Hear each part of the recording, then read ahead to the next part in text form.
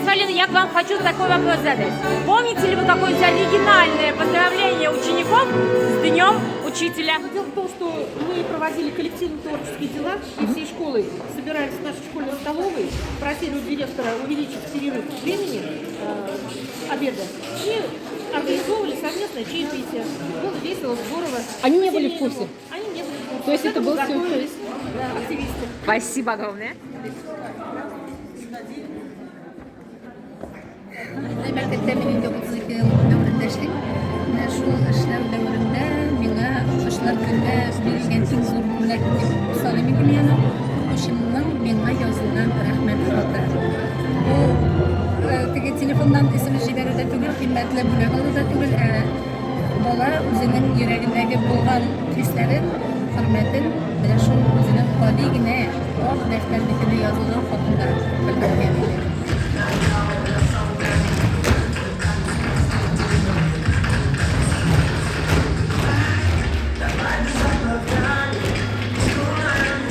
У вас достаточно большой опыт работы учителем. Ученики каждый год что-то дарят. Есть что-то такое, что запомнилось вам вот, именно из подарков учеников? Есть, конечно, материальные подарки никогда не запоминаются, запоминаются творческие подарки. Стихи собственноручно написанные. Здорово. Помните этого ученика? Какой класс? Конечно, он уже выпустился давно, в 2000 году, Так. поэтому 22 года прошло. Опять вам человек сильный. И до сих пор человек помнит. Да. Дети, слушайте. Да. И мы их помним и любим. Вот. Ты снова, я стою на сцене отрешенно. Вдруг волшебный всплеск и словно замер целый мир завороженно.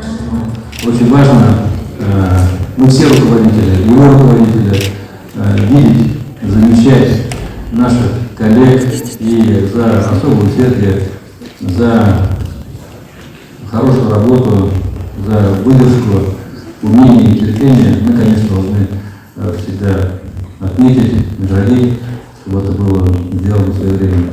Карандашым, китабым, узды китте елларым, дәфтәрем һәм пеналым, сау булыгыз дусларым. Карандашым, китабым, узды китте елларым, дәфтәрем һәм пеналым, сау булыгыз дусларым.